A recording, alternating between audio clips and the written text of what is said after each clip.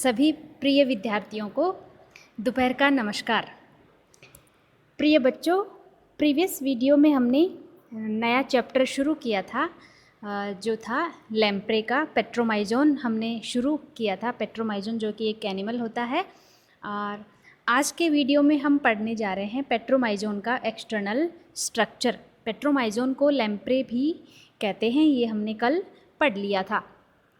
तो इसके external structure में कौन कौन सी संरचनाएं हम पढ़ेंगे, ये हम देख लेते हैं। पेट्रोमाइजोन का जो एक्सटर्नल स्ट्रक्चर होता है वो ईल के समान होता है, यानी एक स्नैक के समान होता है, सांप के समान हमें दिखाई देता है। ईल भी एक एनिमल होता है जो एम्फीबिया में होता है।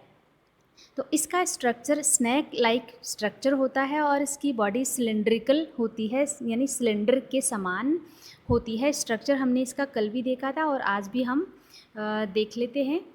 ये जो स्ट्रक्चर आपको दिख रहा है, इसमें जो पेट्रोमाइजोन है, ये जो नीचे वाली फिश है ये है पेट्रोमाइजोन। ये पेट्रोमाइजोन बड़ी फिश के ऊपर अटैक करती हुई हमें ये दिख रही है। ये इसमें एक बकल फनल स्ट्रक्चर होता है इसके हेड पर। उसकी हेल्प से ये बड़ी फिश को से ये अपने आप को चिपका लेती है और फिर ये अपना फीडिंग करती है। तो ये इसका स्ट्रक्चर हमें दिख रहा है, सिलेंड्रिकल इसकी बॉडी है।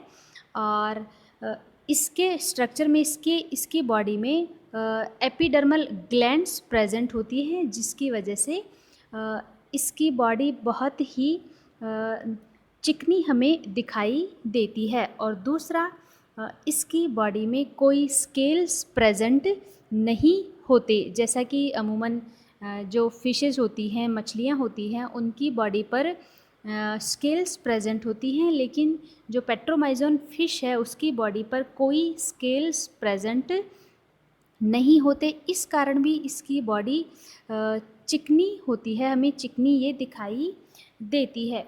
दूसरा, इसके स्ट्रक्चर में हम देखें तो हमने कल भी बात की थी, इसमें डॉर्सल फिन प्रेजेंट होते हैं। ये है इसका डॉर्सल फिन, और ये जो डॉर्सल फिन है वो दो भागों में डिवाइड रहते हैं। जैसा कि हमने कल वर्टिब्रेट्स का जो क्लासिफिकेशन पढ़ा था उसमें हमने दो कैटेगरीज पढ़ी थी, एनेथोस्टॉम्स और नेथोस्टॉम्स, या एनेथा और नेथोस्टॉम्स। तो जो एनेथा एनिमल होते हैं उनमें जॉज एब्सेंट होते हैं, मीन्स जबड़े एब्सेंट होते हैं, और नेथोस्टॉम्स में एनिमल्स में जबड़े प्रेजेंट होते हैं। तो जो जॉलेस एनिमल होते हैं उनमें पेयर्ड फिन्स भी एब्सेंट होते हैं। और पेयर्ड फिन यानी जो जोड़ी के रूप में प्रेजेंट होते हैं, जैसे पेक्टोरल फिन है और पेल्विक फिन है, जो हम आगे फिशेस में पढ़ेंगे। तो इस तरह के जो पेयर्ड फिन्स होते हैं वो एनेथोस्टॉम्स में या एनेथा एनिमल्स में एब्सेंट होते हैं। तो पेट्रोमाइजोन है, ये भी एक एनेथा एनिमल होती है जिनमें जॉज एब्सेंट होते हैं। तो इसमें भी पेयर्ड फिन्स भी एब्सेंट होते हैं और उसकी जगह इसमें हमें डॉर्सल फिन दिखाई दे रहे हैं। डॉर्सल फिन भी इसका दो भागों में डिवाइड होता है। ये है इसका फर्स्ट डॉर्सल फिन, और ये है फर्स्ट डॉर्सल फिन, और ये वाला है इसका सेकंड डॉर्सल फिन, और ये लास्ट में हमें कॉडल फिन दिखाई दे रहा है। तो इस तरह से इन पेट्रोमाइजोन फिश में फिन्स का अरेंजमेंट होता है और ये हमें इस पर अटैक करती हुई दिखाई दे रही है। और ये जो बड़ी फ़िश है इस पर ये यहाँ पर आपको एक स्कार नज़र आ रहा है। स्कार ऑफ अटैक मीन्स जो पेट्रोमाइजोन फ़िश है उसने इस बड़ी फ़िश पर अटैक इस जगह किया था, तो उसकी जगह ये एक निशान इस पर हो गया है। और ये बड़ी फ़िश पर जब अटैक करती है तो ये अपने बकल फनल की हेल्प से करती है, जिसे हम अभी पढ़ने वाले हैं। ये बकल फनल के बारे में हम पढ़ते हैं। बकल फनल, इसके हेड रीजन पर एक special cup like structure present होता है। कप के समान एक संरचना होती है जिसे हम बकल फनल कहते हैं या फिर सकर कहते हैं। इसका हम डिटेल्ड ये डायग्राम यहाँ देखते हैं। ये है बकल फनल, ये एक कप लाइक स्ट्रक्चर होता है। इसके जो आउटर मेम्ब्रेन है ये मार्जिनल मेम्ब्रेन, ये वाली मेम्ब्रेन होती है इसकी मार्जिनल मेम्ब्रेन, जिस पर पेपिला प्रेजेंट होते हैं। और ये जो पेपिला होते हैं वो act as a sensory organ, एक वो संवेदनशील जो अंग होता है, संवेदना ग्रहण करने का कार्य करते हैं। इस बकल फनल में अंदर की ओर बहुत सारे टीथ प्रेजेंट होते हैं। ये टीथ हमें दिखाई दे रहे हैं, ये इसमें टीथ प्रेजेंट होते हैं, ये यहाँ भी हमें दिखाई दे रहे हैं, ये इसके टीथ हैं। और इसी बकल फनल में अंदर की ओर प्रेजेंट होता है माउथ, ये हमें यहाँ सेंटर में दिखाई दे रहा है, ये माउथ। और माउथ में ये टंग प्रेजेंट होती है और इस टंग पर भी हॉर्नी टीथ प्रेजेंट होते हैं, जो ये जब बड़ी फ़िश पर अटैक करती हैं तो उसको ये पकड़ने में और उसको चीरने फाड़ने में ये हेल्प करते हैं, ताकि वो बड़ी फ़िश से भोजन ग्रहण कर सके। इसका हम बकल फनल का एक और हम डायग्राम देखते हैं, उससे आपको इजीली समझ आएगा। ये है पेट्रोमाइजोन फ़िश, ये पेट्रोमाइजोन फ़िश है और इस पर ये इसकी एंटीरियर साइड में ये प्रेजेंट होता है बकल फनल, और इस बकल फनल के सेंटर में प्रेजेंट होता है माउथ। ये हमें यहाँ दिखाई दे रहा है, ये माउथ, और माउथ के अंदर ये आपको दिखाई दे रही है टंग, ये टंग दिखाई दे रही है। और इसमें जो टीथ प्रेजेंट होते हैं वो भी हमें इसमें दिखाई दे रहे हैं, वो भी हम देख सकते हैं, ये यहाँ ये इसके टीथ प्रेजेंट होते हैं। तो इस तरह से हम देख रहे हैं कि इसमें इस डायग्राम में हमें गिल स्लिट्स भी हमें नज़र आ रहे हैं, ये देख रहे हैं आप यहाँ पर,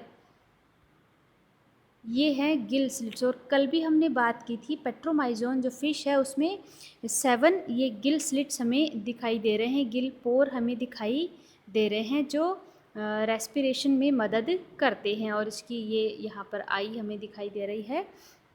तो इस तरह से पेट्रोमाइजोन का जो बकल फनल होता है वो बहुत ही इम्पॉर्टेंट स्ट्रक्चर होता है, जो इसकी फीडिंग में मदद करता है।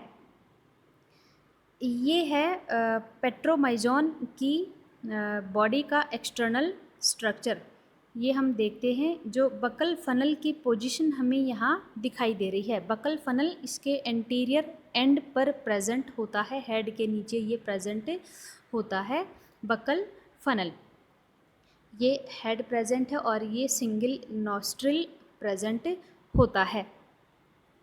पेट्रोमाइजोन में सिंगल नॉस्ट्रिल प्रेजेंट होता है, जो इसके डॉर्सल सरफेस पर यहाँ पर ये प्रेजेंट होता है।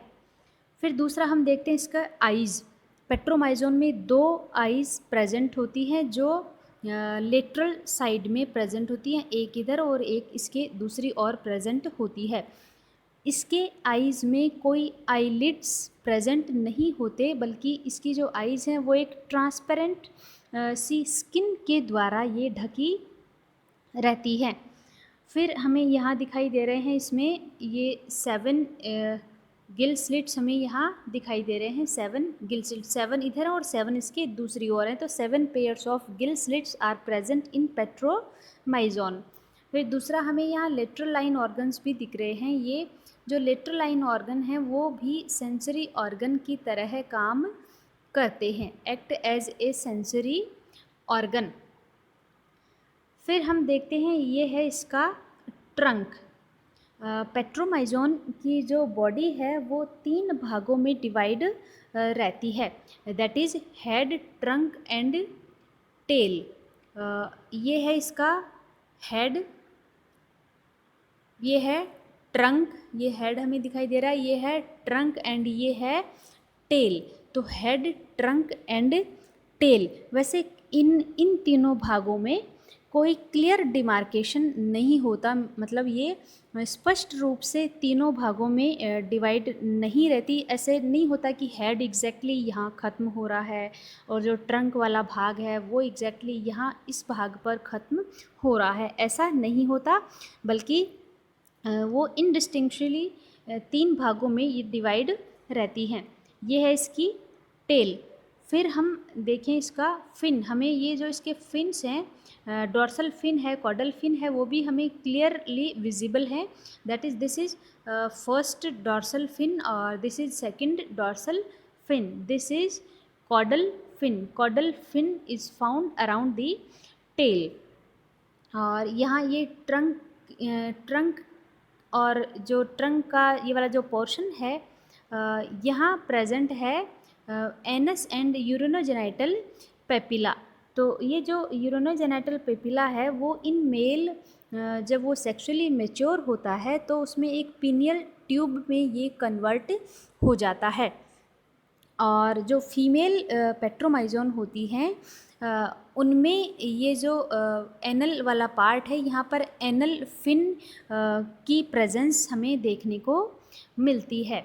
तो इस तरह से हम देखें कि जो पेट्रोमाइजोन फिश है उसकी बॉडी हमें सिलेंड्रिकल दिखाई दे रही है और बिल्कुल स्नैक की तरह हमें ये लग रही है, लेकिन ये बहुत इम्पॉर्टेंट इसका स्ट्रक्चर है क्योंकि ये जो पेट्रोमाइजोन फिश है वो ब्रेंकियोस्टोमा की तरह हमें ये दिखाई देती है। फिर हम देखें ये इसका बकल फनल हमने देखा था जो इसका बहुत ही इम्पॉर्टेंट स्ट्रक्चर होता है जो इसके फीडिंग में हेल्प करता है। और एक और बात मैं आपको बताऊं, जब ये पेट्रोमाइजोन फिश रिप्रोडक्शन करती है तब ये अपना फीडिंग भी बंद कर देती है और अपनी जो सारी एनर्जी है वो रिप्रोडक्शन में ही ये इन्वेस्ट करती है। ये हम आगे भी पढ़ेंगे, जब इसका हम एमोसिट लार्वा हम पढ़ेंगे तब भी हम ये स्टडी करेंगे। तो डियर स्टूडेंट्स, इस तरह से आज हमने पढ़ा है एक्सटर्नल स्ट्रक्चर ऑफ पेट्रोमाइजोन और इसकी क्या इम्पोर्टेंस है। तो आई थिंक आपको ये समझ आया होगा और आप इसको अच्छे से पढ़ें और इसके अपने पर्सनल आप नोट्स बनाएं। That's all for today. Thank you.